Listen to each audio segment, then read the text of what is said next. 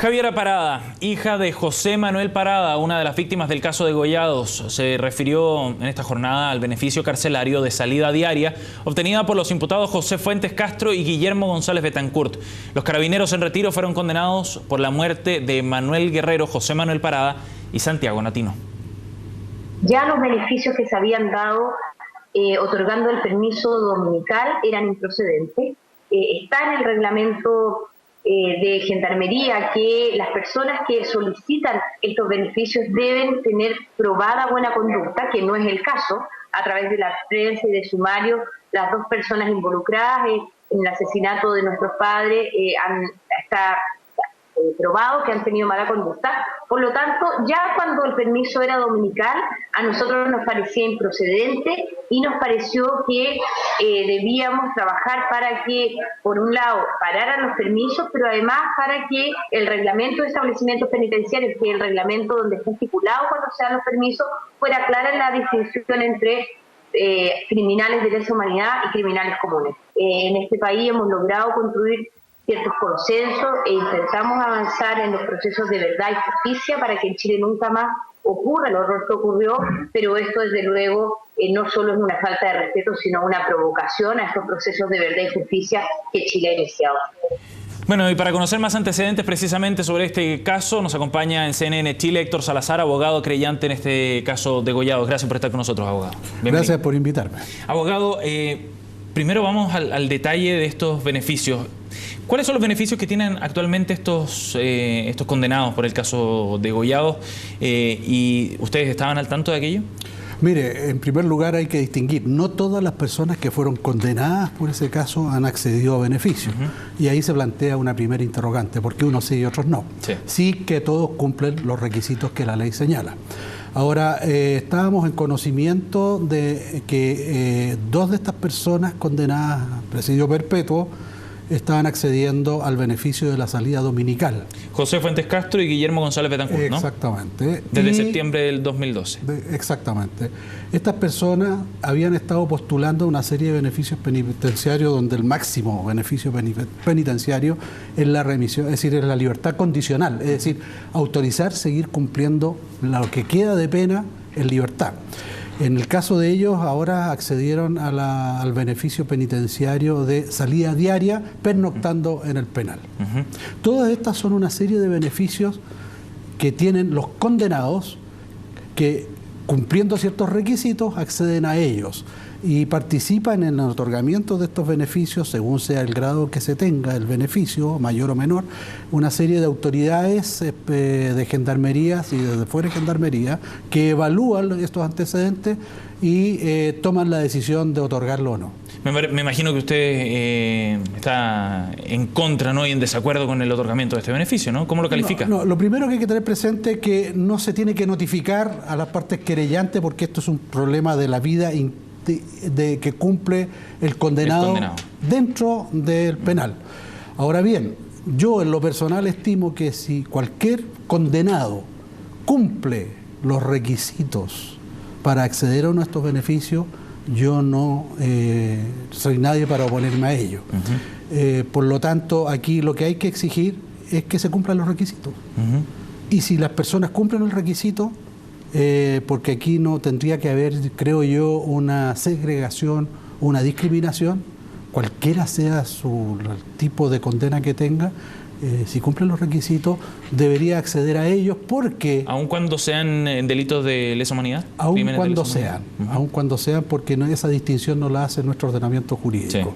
Y creo yo que el tema de la gravedad del delito por el que fue condenado no es un elemento que se pondere o considere para otorgar estos beneficios, sino cuál fue la evolución de la conducta del condenado mientras cumplió su condena. Lo que en definitiva determina y cuánto de esa condena efectivamente ya ha cumplido el otro elemento que se tiene presente. Y si es así, habiendo igualdad ante la ley garantizada en nuestro país, no veo que haya alguna razón para que se discrimine. Otro es el problema, si los requisitos no se han cumplido y se otorgó el beneficio, que aparentemente es la denuncia que se está haciendo hoy en día. ¿Y usted tiene antecedente de que efectivamente no se estén cumpliendo con los requisitos técnicos, digamos, para entregar este beneficio? La impresión que yo tengo de acuerdo a los antecedentes que yo manejo, Sí. que estas personas cumplían los requisitos mucho antes y que sin embargo se les denegó el beneficio penitenciario en razón del caso en el cual estaban involucrados, que tenía alto impacto político. Claro. Ahora, ¿qué es lo que genera un cambio entonces en la actitud de quienes tienen que tomar esta decisión para que antes se lo hubiera rechazado y ahora se les otorgue? Si el cambio de conducta, o la conducta más bien, ha sido la misma. Bueno, eso es una pregunta que nos hacemos todos y que no tenemos acceso a la información que nos permita discernir si el otorgamiento de este beneficio fue arbitrario, fue ilegal o correspondía o no, y por qué algunos sí y otros no. Allí creo yo que hay una zona gris que ojalá sea transparente y conozcamos todos entonces esos antecedentes que los tiene que entregar, por cierto, Gendarmería. Gendarmería, y en particular el alcaide Luis Meneses, me imagino, ¿no? Él es una parte nomás de la cadena de personas que intervienen en la toma de decisiones de esta naturaleza. ¿Quién tiene la palabra final en esto? Ministro de Justicia. Y es el ministro de Justicia el que firma finalmente el beneficio otorgado. Y cuando se trata de la libertad condicional, incluso hay un tribunal de conducta donde participan jueces de los tribunales de justicia en la decisión. ¿Le parece en la recomendación, perdón. ¿Le parece que la ministra Pérez o el Ministerio de Justicia como institución deberían dar explicaciones respecto a este caso?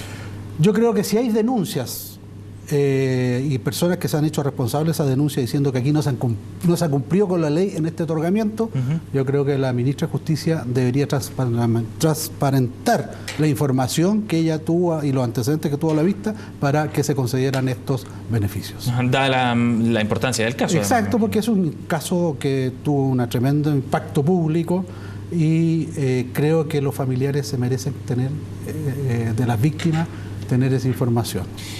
Ellos están condenados a cadena perpetua, ¿no? Exactamente. En los tiempos en que existía la cadena perpetua simple y no se había hecho la distinción legal entre la cadena perpetua simple y la calificada. Ajá. Y por lo tanto, ellos, desde el punto de vista para acceder a estos beneficios, se considera la antigua ley que los condenó por cadena perpetua, lo que hoy día sería simple. ¿Y qué significa eso en la práctica? O sea, que pueden acceder a estos beneficios pese a tener cadena perpetua, porque para los efectos de acceder a estos beneficios ellos tienen que haber cumplido a lo menos 20 años de condena efectiva, y ya ellos, tengo entendido yo por la fecha de la condena, ya cumplieron ese periodo e incluso están sobrepasados algunos de ellos. Ahora, no es no sé si un vacío legal, pero un contrasentido que aquellos que están condenados a cadena perpetua efectivamente no tengan la posibilidad de salir y acceder a este tipo de beneficios cuando su cadena es efectivamente perpetua. Claro, ahí hay un tema que se establece una suerte de ficción que en la perspectiva de que un condenado puede rehabilitarse y reinsertarse, y ese sería el sentido de la aplicación de la penalidad, y en eso toda la política moderna penitenciaria apunta a la reinserción y a la rehabilitación. Sí. Aparecería como un contrasentido que hubiera gente que se le negara el derecho a rehabilitarse y no pudiera nunca poder optar a una salida después de un largo tiempo de cumplimiento de condena, a optar a la reinserción.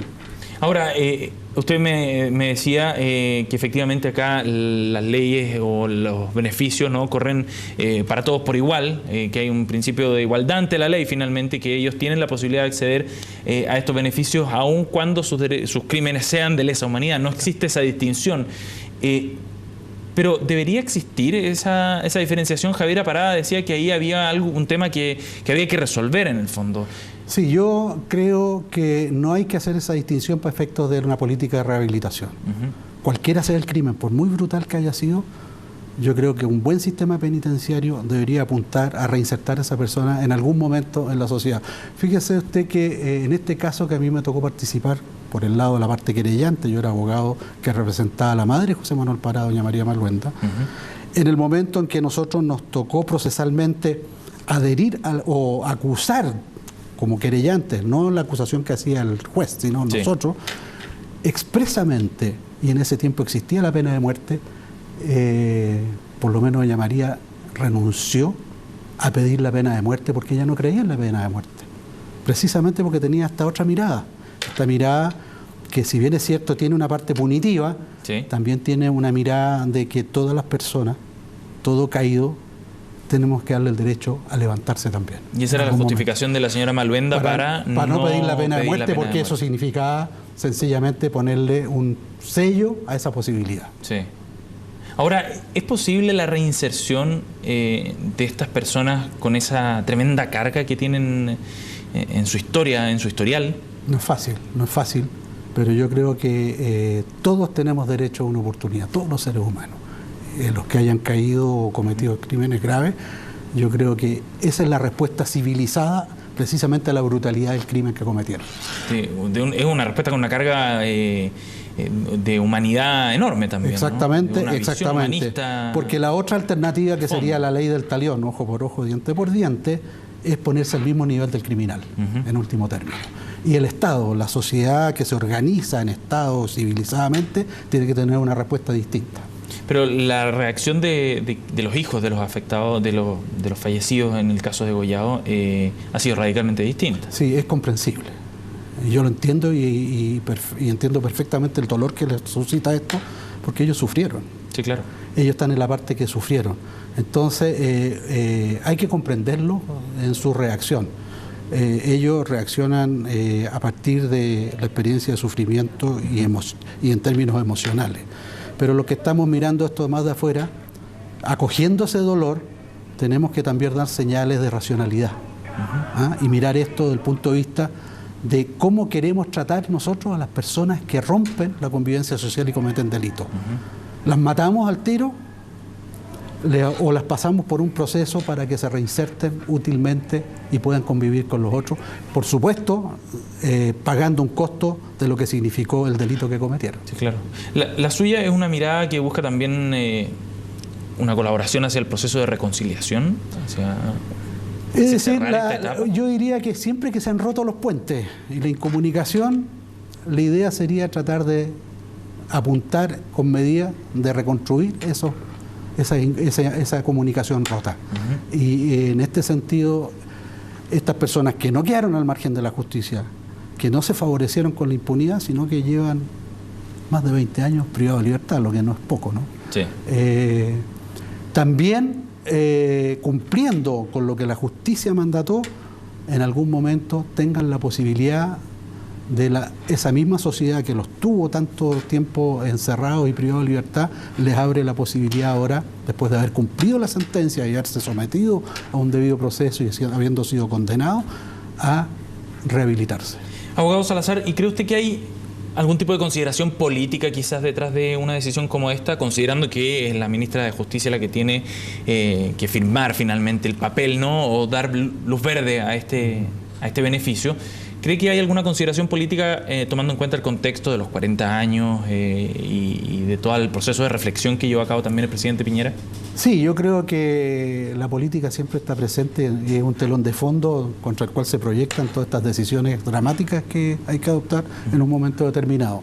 Pero ojalá que esas consideraciones políticas no afecten la idea esencial que hay detrás de estas medidas, que es facilitar y que el Estado tienda la mano para que los delincuentes se rehabiliten.